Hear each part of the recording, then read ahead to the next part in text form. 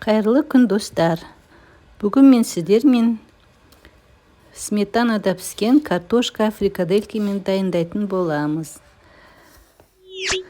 Менімен бірге болыңыздар.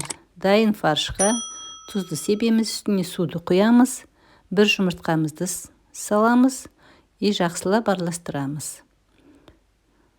Әбден араластырамыз. Ортасында соғып, қатты мыжғылап араластырамыз. Су құйған фаршымыз өте жұмсақ болады. Сосын оны жақсылап шарик қып, домалақтап, жасап, майланған табаға дізіп саламыз.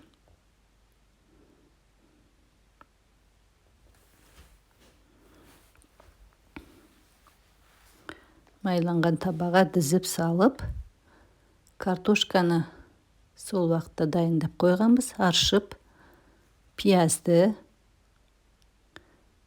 бен картошканы тураймыз. Міне дайын фрикадельки. Картошканы жақсылап тураймыз. Картошканың қалыңдығы сәл қалыңдау болған дұрыс, духовкада езіліп кетпес үшін. Пиязды жұқалап тураймыз. Шығыста бізде сарымсақ дейді пиязды. Әрине ол негізі қазақша пияз.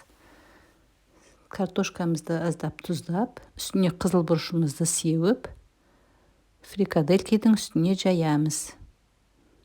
Картошканың үстіне сарымсақты біраз мұжып алып саламыз үстіне. Духовкада піскен ас денсаулыққа да пайдалы, өздеріңіз білесіздер.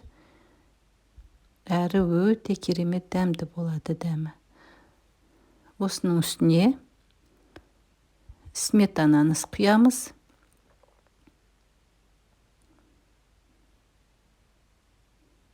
Сметана менде 20% майлылығы.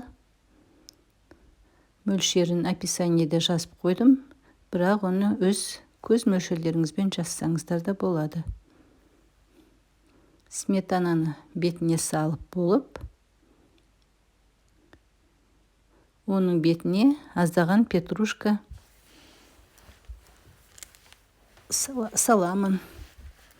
Менде морозилкада болған петрушка. Соны салып, духовкаға жібереміз 30 минутқа. 30 минуттан соң, міне өте дәмді асымыз дайын, түскі асымыз.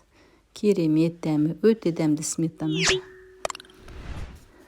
Сіздерге ас болсын, сіздермен болған Алтынай. Менің каналыма жазылып, лайк, комментарий жазуды ұмытпаңыздар.